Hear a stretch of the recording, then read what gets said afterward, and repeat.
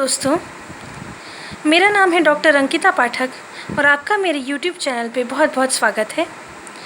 आज मैं होम्योपैथी से जुड़े और भी कई बातें बताने जा रही हूँ। उसके लिए मैंने एक ड्रग का सिलेक्शन किया है, नैट्राम्यूर।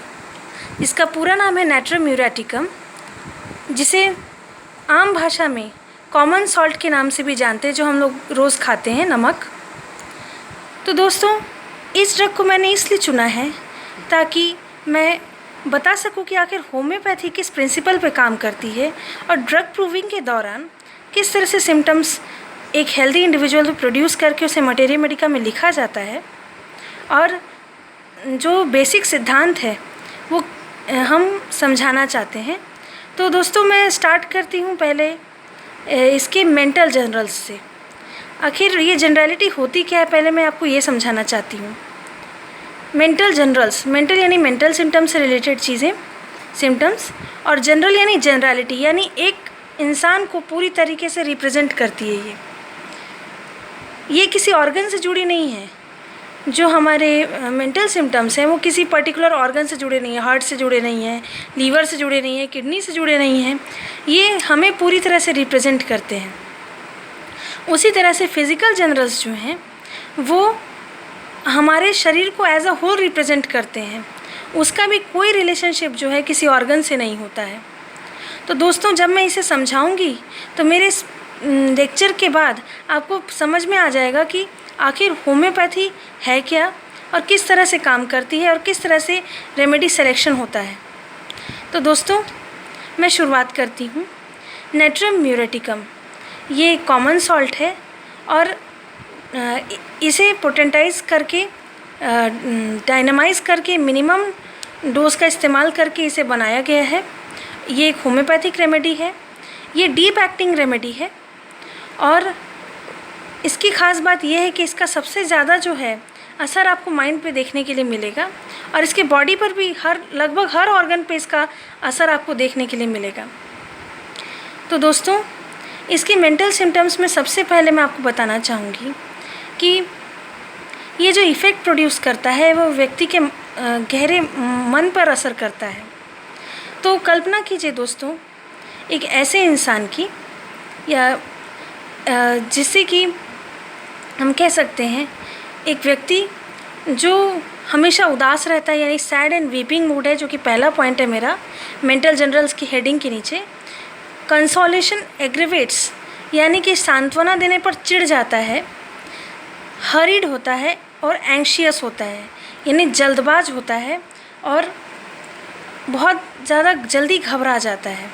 शायद घबराहट की वजह से वो जल्दबाज होता है। कोई भी काम करने की उसे हड़बड़ी होती है। ज़िंदगी से तंग आ चुका है, थक गया है, बोझिल लगती है ज़िंदगी, डिप्रेशन में है, दुखी है। और इसमें जो फिफ्थ पॉइंट है वो है very much inclination to weep, रोना चाहता है। लेकिन इसकी ख़ास बात ये है कि वो अंदर ही अंदर सिसक करके रोता है, यानी दूसरों के सामने वो अपने दुख को जाहिर नहीं करता है, अपने दुख को अपने ही अंदर रखता है। सिक्स्थ पॉइंट है एब्सेंट माइंडेड वाइल टॉकिंग, बात करते करते जो है खो जाता है।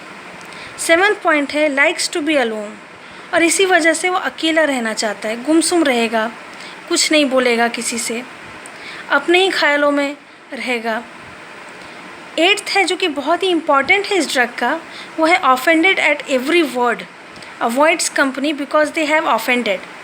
मतलब ये कि बहुत सेंसिटिव होता है ये पर्सन और बहुत छोटी छोटी बातों में बहुत ज़्यादा हर्ट हो जाता है, भावनाओं पे चोट लगती है और वो उसके लिए बड़ा मुश्किल होता है टॉलरेट करना, और उसे रोने का मन करता है तो रोता भी वो दूसरों के सामने नहीं है, अकेले में जाकर रोता है।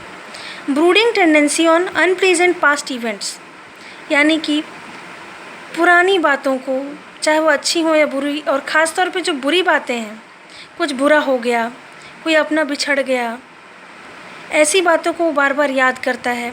वो चाहे तो भी अपने दिमाग से इन ख्यालों को निकालना उसके लिए मुश्किल होता है।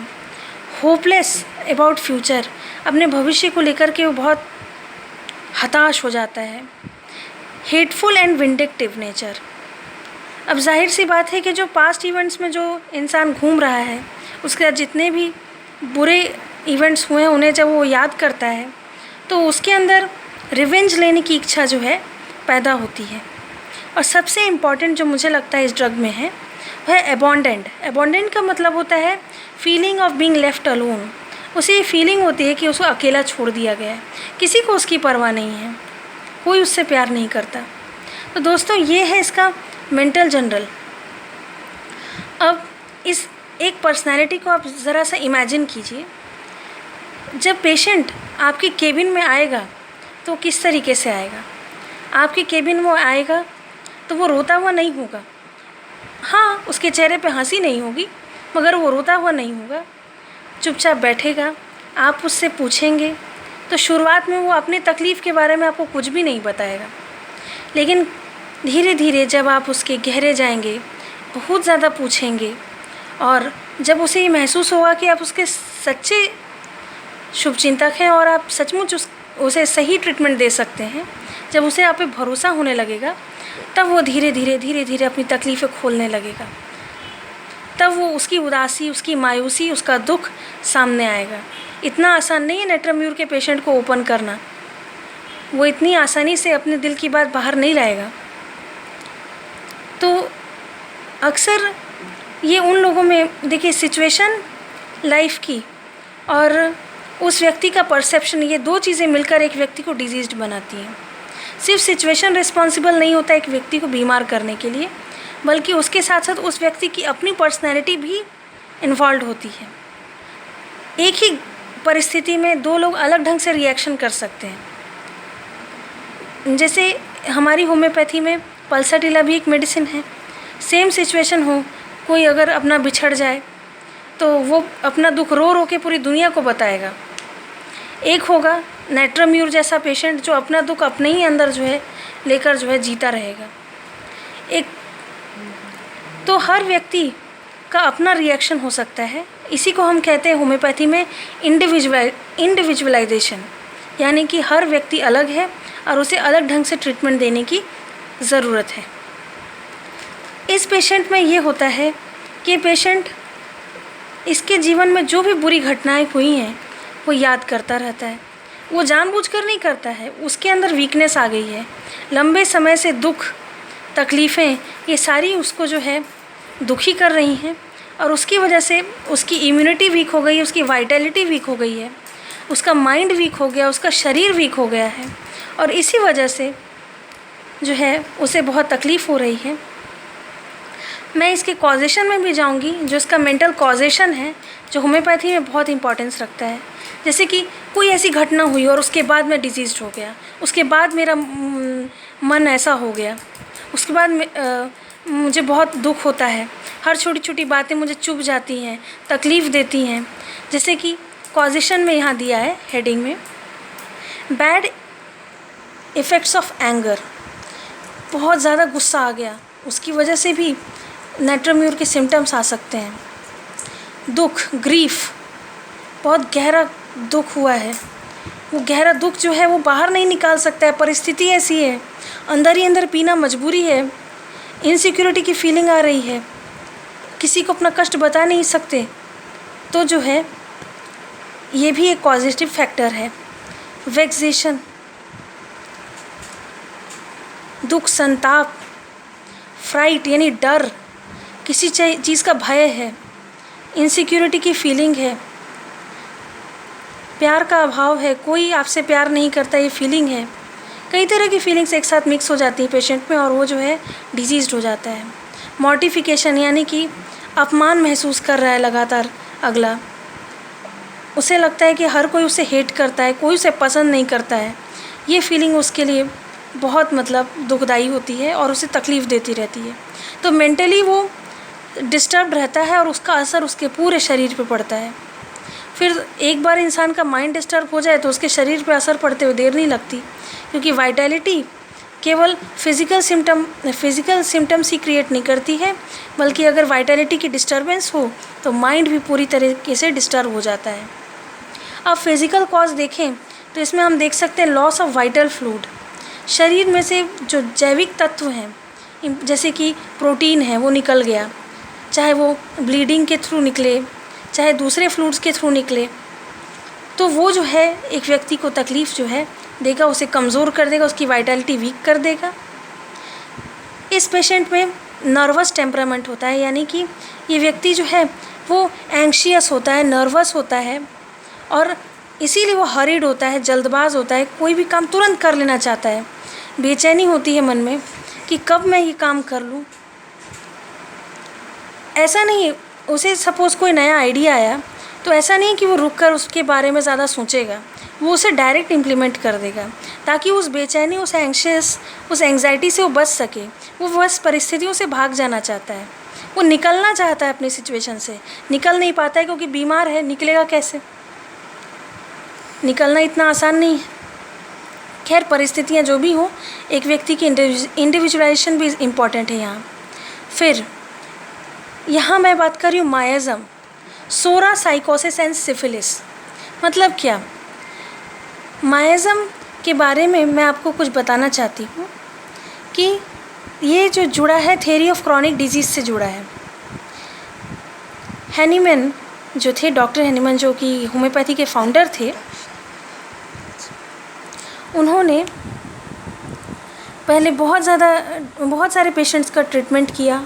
उस दौरान एक ऐसा भी चैलेंज उनके सामने आया कि पेशेंट की पूरे सिम्टम्स मैच कर रहे हैं, फिर भी उसे मेडिसिन दिया गया, सही पोटेंसी में दिया गया, यानी सही पावर में दिया गया, फिर भी पेशेंट ठीक नहीं हो रहा है। यानी कुछ समय के लिए आराम होता है, फिर तकलीफ़ वापस आ जाती है। तब उन्हें समझ में आया कि कुछ ना कुछ ऑब्स्टिकल है, कुछ ना कुछ बाधा है जो कि व्यक्ति को ठीक होने से रोक रही है। उसी चीज़ को हैनीमैन जी ने मायाज़म का नाम दिया है। ये 3 टाइप के हैं। उनके टाइम में उन्होंने 3 टाइप के डिस्कवर किए थे। पहला था सोरा, दूसरा था साइकोसिस और तीसरा था सिफिलिस। सोरा यानी कि एक व्यक्ति में फंक्शनल बदलाव करता है, के लिए रिस्पॉन्सिबल होता है। साइकोसिस व्यक्ति में स्ट्रक्चरल बदलाव करता है, यानी कि ऐसी चीज़ें शरीर में पैदा करता है जो कि उसमें स्ट्रक्चरल डिफेक्ट क्रिएट करती है उसके बॉडी में। और सिफिलिस जो है वो डिस्ट्रक्टिव चेंजेस करता है। इसे आप इस ढंग से भी समझ सकते हैं कि ये बीमारी के तीनों स्टेजेस पे काम करता है। यानी अगर किसी के शरीर में सिर्फ फंक्शनल बदलाव हो यानी व्यक्ति नर्वस है, टेंशन में आ जाता है, ब्लड प्रेशर टेम्परेरीली बढ़ जाता है, तो उसको हम कहेंगे कि ये फंक्शनल बदलाव है। इसमें कोई भी बदलाव, डायरेक्ट बदलाव नहीं हुआ, यानी कि कुछ स्ट्रक्चर नहीं बदला है, कुछ गड़बड़ी नहीं आई है बॉडी के ऑर्गन्स में, ये टेम्पररी बदलाव है, तो उसमें भी ये दवाई काम करेगी। अगर बीमारी का स्टेज आगे बढ़ जाए और कोई स्ट्रक्चरल बदलाव आ जाए तो उसमें भी ये दवाई काम करेगी। जैसे कि रीनल कैल्कुलाई हो जाए या कुछ ऐसा जो कि थोड़ा बहुत स्ट्रक्चरल बदलाव हो जाए या चीज़ें बदलने लगें, तो उसमें भी ये काम करेगा। और सिफिलिस में जो है डिस्ट्रक्टिव चेंजेस होते हैं, जैसे कि कैंसर है। इस तरह की जो बीमारियां हैं वो डिस्ट्रक्टिबल होती हैं। ये एक व्यक्ति के पूरे शरीर को डिस्ट्रक्ट करके रख देती हैं, बर्बाद करके रख देती हैं, डेथ तक के लिए रिस्पॉन्सिबल होती हैं। तो इसमें तीनों मायाज़म्स आते हैं, यानी ये हर तरह की लेवल पे काम कर सकता है। ये डीप एक्टिंग मेडिसिन है, इसलिए अगर आपने एक बार दिया तो ये आपके बहुत गहरे जाएगा। ये उन पुरानी बीमारियों पर भी काम करेगा जो आपको पहले कभी थी या शुरुआत हुई थी। अब मैं बात करूँगी कि इसकी पर्सनैलिटी तो हो गई, कि इसकी पर्सनैलिटी को हमने समझा कि व्यक्ति अपने आप अकेले रहना चाहता है, चुपचाप रहना चाहता है, हरीड है। कोई बाहरी व्यक्ति जो उसे हर्ट कर रहा है उसे सांत्वना अगर दे, या दूसरे लोग जिसे वो अपना शुभचिंतक नहीं मानता है वो अगर उसे सांत्वना दे तो बहुत गुस्से में आ जाता है, चिढ़ जाता है। लेकिन ये व्यक्ति बहुत ही इमोशनल होता है और ये प्यार पसंद करता है, लेकिन ये जो लोग उसे हर्ट करते हैं उनके बिहेवियर को बर्दाश्त नहीं कर पाता है। इसमें पुरानी यादों को संजोने की गजब की ताकत होती है। ये रात भर इसको नींद नहीं आती है, क्योंकि ये पुरानी यादें जो है याद करता रहता है। उन्हें संभाल कर रखता है। वो चाहे तब भी भूल नहीं सकता, और यही वजह है कि वो जो है कई बार फॉरगेटफुल हो जाता है। जो रीसेंट चीज़ें हैं उसे याद नहीं रहती हैं, क्योंकि उसके दिमाग में लगातार उसकी एनर्जी जो है पास्ट इवेंट्स को याद करने में जा रही है।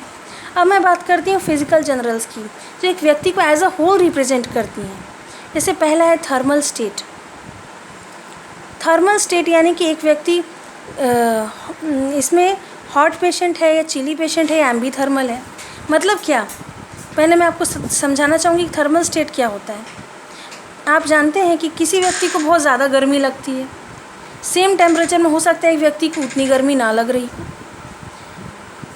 या ठंड जो है किसी किसी को बहुत ज़्यादा लगती है और किसी किसी को बिल्कुल नहीं लगती है। तो सेम टेम्परेचर में जो एक व्यक्ति का रिएक्शन होता है वो अलग अलग होता है। कुछ लोगों को गर्मी इस हद तक इंटॉलरेबल होती है कि चाहे उन्हें एक फ़ैन भी चाहिए, कूलर भी चाहिए, एसी भी चाहिए।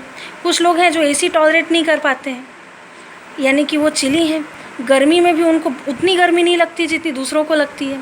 तो ये किसी ऑर्गन से जुड़ा नहीं है, ये एज अ होल है, ये आपके पूरे थर्मल कंडीशन को रिप्रेजेंट करता है। तो हमारी होम्योपैथी में person as a whole individualisation किया जाता है, यानी कि एक व्यक्ति को समझा जाता है, उस केवल बीमारी को नहीं, क्योंकि एक इंसान कोई मशीन नहीं है, उसमें भावनाएं हैं और उससे सब कुछ गवर्न हो रहा है, यानी उससे ही उसका शरीर पूरा कंट्रोल हो रहा है। तो थर्मल स्टेट जो है इस पेशेंट को हॉट होता है, यानी इसे बहुत गर्मी लगती है। ये गर्मी इसके लिए इंटॉलरेबल है, इसलिए इसकी हर तकलीफ़ गर्मी से बढ़ जाती है। इसे जो भी बीमारी होगी उसमें गर्मी से इसको तकलीफ़ होगी। अब स्वेट यानी कि पसीना भी पूरे शरीर में बहता है, ऐसा तो नहीं किसी एक ही ऑर्गन में बहेगा। तो इसे भी एक इन जनरल माना गया है कि ये फिज़िकल जनरल है। दिन में यानी डे टाइम में, आफ्टरनून में, खाना खाते समय जो है इसका पसीना बहुत ज़्यादा हो जाता है, क्योंकि ये हॉट पेशेंट है, इसे गर्मी ज़्यादा लगती है। डिज़ायर टू बी अनकवर्ड यानी कि ये जो है यूजुअली जब अकेला रहेगा तो ये अनकवर्ड ही रहना पसंद करेगा, ये ज़्यादा ओढ़ना पसंद नहीं करेगा, लेटा रहेगा। तीसरा है स्लीप। नींद तो एक इंसान की बेसिक रिक्वायरमेंट है, नींद नहीं अच्छी हो तो इंसान फ्रेश नहीं हो सकता। इस व्यक्ति के साथ ये है कि ये रात भर तो इसको विचार आते हैं, पुराने ख्याल आते हैं, बुरी बातें याद आती हैं, भावनाओं से जुड़ी बातें याद आती हैं, किस किस ने क्या क्या बोला, कैसे कैसे हर्ट किया वो याद आता है, क्या क्या बुरा जीवन में हुआ वो याद आता है, और दिन में इसे नींद आती है। हालांकि ये काम पे भी जाएगा तो भी उसे लगेगा कि सो जाए तो अच्छा, सो पाए ना सो पाए, लेकिन सोने की इच्छा तो इसे बनी रहेगी। भूख में है कि कभी जो है बहुत भूख रहती है, कभी भूख ही नहीं रहती है, मतलब अटपटा रहता है सिचुएशन उसका। फिर प्यास जो है वो गर्मी लगती है इसे बहुत, तो प्यास तो इसे लगेगी, ये लगातार प्यासा रहता है। लेकिन कई बार ऐसा लगता है इसे कि ये पीने जा रहा है लेकिन पी नहीं पाता है पानी ज़्यादा। और इसकी सबसे बड़ी बात कि इसे खाने में नमक बहुत ज़्यादा डिज़ायर होता है, यानी क्योंकि ये मेडिसिन ही कॉमन सॉल्ट से बना है, तो इसे जो खाने की जो डिज़ायर है उसे नमक बहुत पसंद है। वैसे तो और भी बहुत सारी चीज़ें हैं, होम्योपैथी में सिम्टम्स की लिस्ट बहुत लंबी है, लेकिन मैंने बहुत ही सेलेक्टेड सिम्टम्स को ही लिखा है। आगे है, मैं बात कर रही हूँ जनरल मोडालिटीज़ की। हालांकि इससे पहले ड्रीम्स मैंने नहीं लिखा है, पर इसे ड्रीम्स भी जो है वो कुछ अच्छे ड्रीम्स नहीं आते हैं। इसे भी जो ड्रीम्स हैं वो भी उदासीन और डिप्रेस्ड ड्रीम्स ही आते हैं। इसकी भी बहुत अच्छी खासी लंबी लिस्ट है। फिर अब मैं बात करती हूँ जनरल मोडालिटी की। एग्रीवेशन, इसकी जो टाइमिंग है एग्रीवेशन का वो 10 से 11 बजे दोपहर में है। एक्चुअली इस समय गर्मी भी काफ़ी रहती है और इसी दौरान इसे तकलीफ़ होती है। अगर सपोज़ हेडेक हो रहा है तो इस समय में सबसे ज़्यादा होगा। अगर इसे जो है गर्मी लगती है बहुत ज़्यादा तो इस समय में उसे सबसे ज़्यादा लगेगी। इसे कोई तकलीफ़ है, फिज़िकल प्रॉब्लम है, तो उसे इसी टाइम में सबसे ज़्यादा तकलीफ़ होगी। धूप में जाने पे इसकी तकलीफ़ बढ़ जाती है क्योंकि गर्मी इसे बर्दाश्त नहीं होती। मानसिक एक्सर्शन यानी मेंटल एक्सर्शन ही ज़्यादा कर ले तो ये जो है थक जाता है, और बात करना हो, लिखना हो, पढ़ना हो, इसमें ये बहुत ज़्यादा जो है टायर्ड हो जाता है। और इसके मेंटल एक्सर्शन की वजह से ही जब ये बात करता है तो जो है अचानक खो जाता है, सोचते सोचते खो जाता है, थक जाता है, दिमागी थकावट हो जाती है। अब बात करती हूँ एम्यूलरेशन की। एम्यूलरेशन का मतलब होता है किसी चीज़ से तकलीफ़ का घटना या आराम होना। किन चीज़ों से इसे आराम होता है? तो इस पेशेंट को ओपन एयर में यानी खुली हवा में आराम होता है। ठंडा पानी से अगर वो नहा ले तो अच्छा लगता है। और ये है कि अगर इसे कोई तकलीफ़ हो तो अगर राइट साइड ये सोए तो इसे अच्छा लगता है।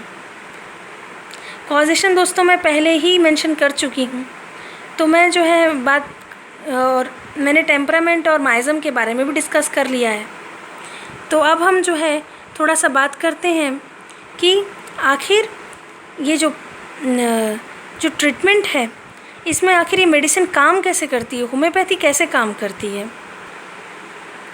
हाँ, तो दोस्तों हाउ क्योर टेक्स प्लेस। तो दोस्तों ये देखिए मैंने लिखा है vital VF is equal to vital force. ये ड्राइंग में रिप्रेजेंट करने के लिए मैंने इसे बनाया है। AD यानी आर्टिफिशियल डिजीज़ जो कि हम क्रिएट करते हैं। स्लाइटेस्ट मिनिमम डोज जो कि डायनामिक फॉर्म में होता है, जिसे हम होम्योपैथिक मेडिसिन कहते हैं। सिमिलर सिम्टम मैच करके हम पेशेंट को देते हैं। और DD यानी कि डायनामिक डिजीज़।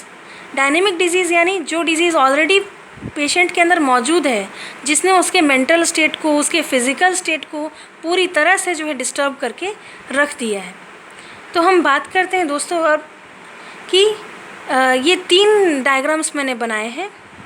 पहले में वाइटल फोर्स, क्योंकि व्यक्ति लंबे समय से बीमार है तो कमज़ोर हो गया है, वाइटलिटी वीक हो गई है। इसी वजह से जो डायनेमिक डिजीज़ है उसे ओवरटेक करने में वाइटल फोर्स सक्षम नहीं है। इसीलिए डायनेमिक डिजीज़ साइज़ में बड़ा दिखाई दे रहा है फिगर A में, और वाइटल फोर्स छोटा दिख रहा है। फिर फिगर B में आप देखिए, वाइटल फोर्स तो छोटा ही दिख रहा है, डायनेमिक डिजीज़ उससे ज़्यादा पावरफुल मौजूद है बॉडी में, लेकिन उससे भी ज़्यादा पावरफुल डोज हमने दिया। मतलब सिमिलर सिम्टम्स के बेसिस पे जो डायनेमिक डिजीज़ का जो सिम्टम वो प्रोड्यूस कर रहा है बॉडी में, उसी से मैच करता हुआ सिमिलर सिम्टम का हमने आर्टिफिशियल डिजीज़ क्रिएट किया, यानी होम्योपैथिक मेडिसिन दी जो कि उससे थोड़ी ज़्यादा पावरफुल है। उसने उसे हरा दिया, यानी स्ट्रॉन्गर विल डिफीट वीकर। ये नेचर का लॉ है कि जो ताकतवर है कमज़ोर को हरा देता है। तो यहाँ हम देख सकते हैं फिगर C में कि वाइटल फोर्स जो पहले ही हरा चुका है आर्टिफिशियल डिजीज़ डायनेमिक डिजीज़ को, तो इस फिगर में आपको डायनेमिक डिजीज़ दिखेगा ही नहीं। इसमें आपको मैंने डॉट डॉट करके दिखाया है कि वाइटल फोर्स अब अपनी पावर को इंक्रीज़ कर रहा है। और ये जो आर्टिफिशियल डिजीज़ है, क्योंकि मिनिमम डोज में था, अब धीरे धीरे इसका इफ़ेक्ट जा रहा है और वाइटल फोर्स अपनी पावर इंक्रीज़ करेगा और पूरी तरीके से बॉडी के कंट्रोल को अपने कब्ज़े में ले लेगा और पूरी तरीके से प्रॉपर फंक्शन करने लगेगा और आर्टिफिशियल डिजीज़ चला जाएगा, यानी कि होम्योपैथी का इफ़ेक्ट ख़त्म हो जाएगा और पेशेंट पूरी तरह से स्वस्थ हो जाएगा। इस तरीके से जो है होम्योपैथी में क्योर होता है।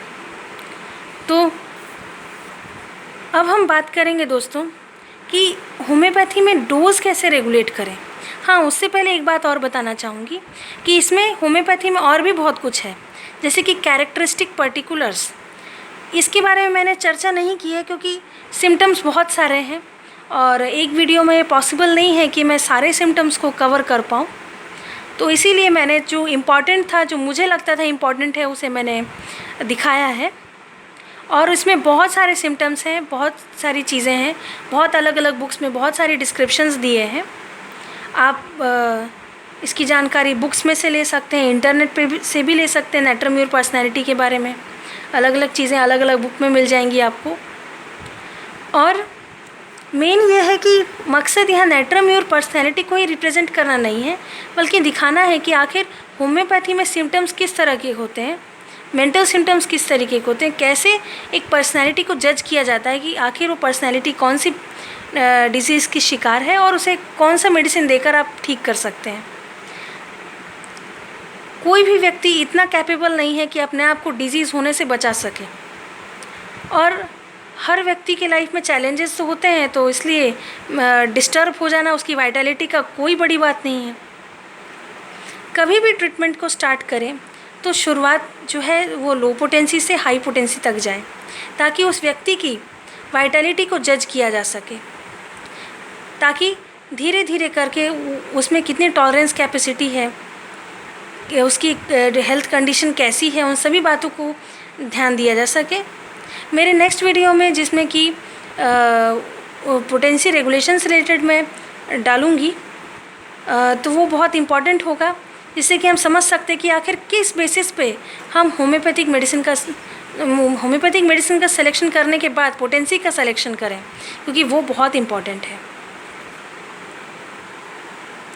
दोस्तों, रेगुलेशन ऑफ पोटेंसी के लिए सबसे ज़्यादा ज़रूरी है कि हम जो है पेशेंट की ससेप्टिबिलिटी को जज करें। ससेप्टिबिलिटी यानी उसकी टेंडेंसी किसी चीज़ बीमारी को कैच करने की। फिर it also depends upon Vitality, यानी उसकी वाइटलिटी स्ट्रॉन्ग है या कमज़ोर है।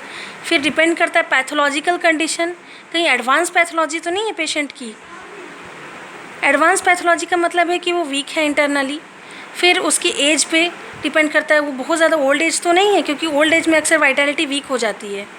सेक्स यानी फीमेल है या मेल है, क्योंकि जो है औरतें ज़्यादा ससेप्टिबल होती हैं, ज़्यादा सेंसिटिव होती हैं पुरुषों के कंपैरिजन में, तो वो भी देखना ज़रूरी है। और मोस्ट इम्पॉर्टेंट कि इंडिविजुअल पेशेंट की टेंडेंसी को ज़रूर देखें। और हाँ, होम्योपैथिक मेडिसिन के रिपीटिशन ऑफ डोजेस का भी बहुत इम्पोर्टेंस है, तो इस बारे में मैं नेक्स्ट वीडियो में ही चर्चा करूँगी। तो दोस्तों, अगर आपको मेरा वीडियो पसंद आया हो तो प्लीज़ आप इसे लाइक कीजिएगा, शेयर कर सकते हैं और आप इसे सब्सक्राइब कीजिए। Thank you.